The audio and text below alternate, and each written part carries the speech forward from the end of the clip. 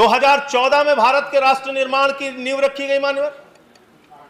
इसका मतलब बाबा साहब भीमराव अंबेडकर का इस राष्ट्र के निर्माण में कोई योगदान नहीं, राष्ट्रपिता महात्मा गांधी का इस राष्ट्र के निर्माण में कोई योगदान नहीं।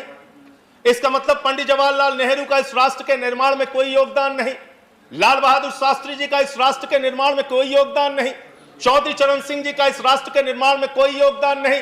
अरे सबको छोड़ दीजिए, क्या स्वर्गीय पंडित अटल बिहारी वाजपेयी जी का भी इस राष्ट्र के निर्माण में कोई योगदान नहीं? आप जब अपनी तारीफ करने लगते हैं तो अपने लोगों को भी भूल जाते हैं।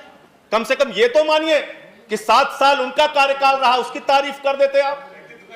लेकिन व्यक्तित्व का संकट है जो आपने कहा, कैसे तारीफ करें, कैसे चर्चा करें। और नया भारत की बात कही गई मान्यवर, निश्चित रूप से नया भारत बना है। 2014 से हमने देखा है नया भारत, जिस नए भारत के अंदर मॉब लिंचिंग करके लोगों को मारा गया।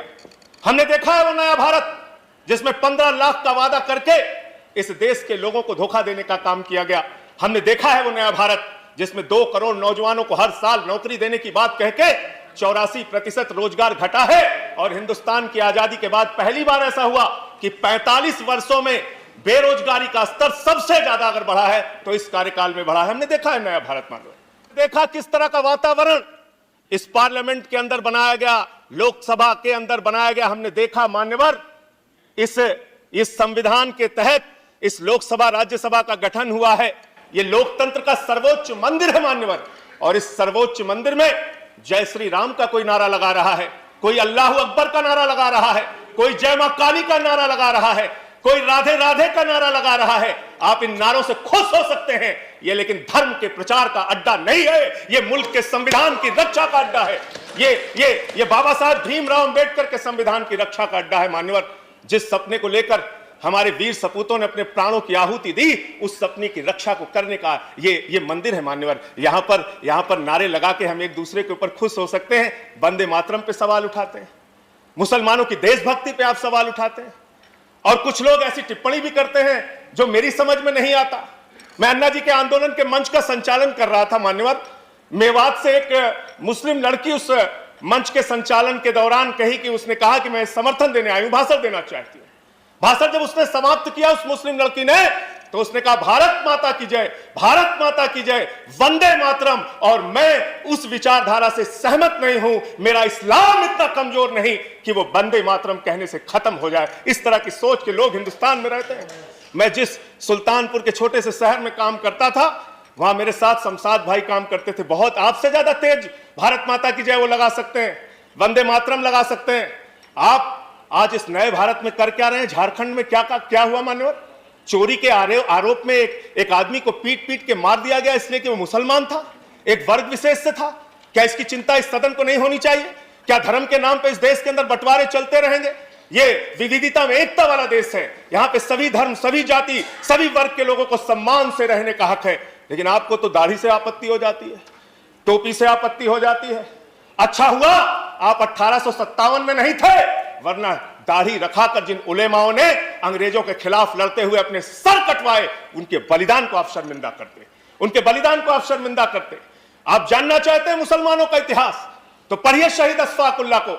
जब फैजाबाद की जेल में उनको फांसी के फंदे पर ले जाया जा रहा था, उनसे पूछा गया आपकी कोई अंतिम इच्छा, तो उन्होंने कहा कुछ आरजू नहीं है, बस आरजू है इतनी, रख दे जरा से कोई खाके वतन कफन पे। यह है मुसलमानों का इतिहास, पढ़ लेना। बहादुर शाह जफर के इतिहास को पढ़ लेना। उनके बेटों का सर कटवा के रंगून की जेल में उनके सामने रखा गया मान्यवर। पुलिस के, अंग्रेज के पुलिस अफसर जब बहादुर शाह जफर को गिरफ्तार करने के लिए आए थे, तो उनका मजाक उड़ाते हुए उन्होंने कहा कि दम दमे में दम नहीं, अब खैर मांगो जान की, ऐ जफर ठंडी हुई शमशीर हिंदुस्तान की। तो उस बहादुर शाह जफर ने अंग्रेज अफसर को जवाब दिया था कि गाजियों में बू रहेगी जब तलक ईमान की, तख्त लंदन तक चलेगी तेग हिंदुस्तान की। हिंदुस्तान के मुसलमानों के इतिहास को पढ़िए तो उनके प्रति आपके मन में सम्मान पैदा होगा। और ये दाढ़ी और टोपी से और वंदे मातरम लगाने से और अल्लाह अकबर कहने से किसी का धर्म अगर कमजोर हो जाता है तो माफ कीजिएगा, आपके धर्म की व्याख्या बहुत कमजोर है। हिंदू धर्म जिसको हम मानते हैं, वो हिंदू धर्म तो कहता है वसुधैव कुटुंबकम, पूरा विश्व हमारा परिवार है। और हम आप भारत माता की जय लगाते हैं, आप भी जोर से लगाते हैं भारत माता की जय, हम भी जोर से लगाते हैं भारत माता की जय। लेकिन मुझे बताइए, दुनिया में कौन सी ऐसी मां है जो अपने बच्चों में भेद करती है? दलित बच्चे को अलग निगाह से देखेगी, मुसलमान बच्चे को अलग निगाह से देखेगी, पिछड़े बच्चे को अलग निगाह से देखेगी, सिख बच्चे को अलग निगाह से देखेगी। अरे मां तो वो मां होती है जो अपने कमजोर बच्चों का ज्यादा ख्याल रखती है। भारत माता की जय लगाना है तो दिल से लगाइए। पूरे हिंदुस्तान में रहने वाले 130 करोड़ हिंदुस्तानियों का साथ दीजिए, तब इस देश का विकास होगा। चमन में एक तलाते रंग बू से बात बनती है, चमन में एक तलाते रंग बू से बात बनती है। हम ही हम हैं तो क्या हम हैं, तुम ही तुम हो तो क्या तुम हो। इस बदलिए, इस धारणा को बदलिए, इस विचारधारा को बदलिए। आपने संघीय ढांचे का उल्लेख किया माननीय, देश के संघीय ढांचे को आप कैसे मजबूत कर रहे हैं, ये हमने दिल्ली में बहुत अनुभव किया है। आपने एक ऐसी सरकार को 4.5 साल तक चलने नहीं दिया जिसके इतिहास को अगर आप समझेंगे तो जरूर थोड़ी शर्मिंदगी आपको होगी। एक ऐसी सरकार जिसने बिजली का दाम आधा किया, जिसने 20,000 लीटर पानी मुफ्त करने का काम किया, जिसने मोहल्ला क्लिनिक का मॉडल बनाया, जिसकी चर्चा अमेरिका में हो रही है, फ्रांस में हो रही है, जर्मनी में हो रही है। एक ऐसी सरकार जिसने सरकारी स्कूलों का कायाकल्प किया, एक ऐसी सरकार जिसने अपने बजट का 26% मान्यवर शिक्षा के ऊपर खर्च किया, एक ऐसी सरकार जिस सरकार ने 20% अपने बजट का हेल्थ के ऊपर खर्च किया। ऐसी अरविंद केजरीवाल की सरकार के खिलाफ आप रोज सीबीआई छोड़ देते हैं, रोज ईडी छोड़ देते हैं, 25-25 विधायकों को उठा के गिरफ्तार करके जेल में डालते हैं। आपके इस राष्ट्रपति के भाषण में कहा गया, मैं नहीं कह रहा, आप कह रहे हैं, आपके प्रधानमंत्री जी के वक्तव्य हैं, हम पब्लिक ट्रांसपोर्ट को देश में बढ़ावा देना चाहते हैं। वाह भाई, आप पब्लिक ट्रांसपोर्ट को बढ़ावा देना चाहते हैं, लेकिन दिल्ली में महिलाओं के लिए फ्री मेट्रो अगर अरविंद केजरीवाल जी करना चाहते हैं तो आप उसमें अड़ंगा डालते, कहते हैं 8 महीने तक हमको कुछ कर नहीं सकते।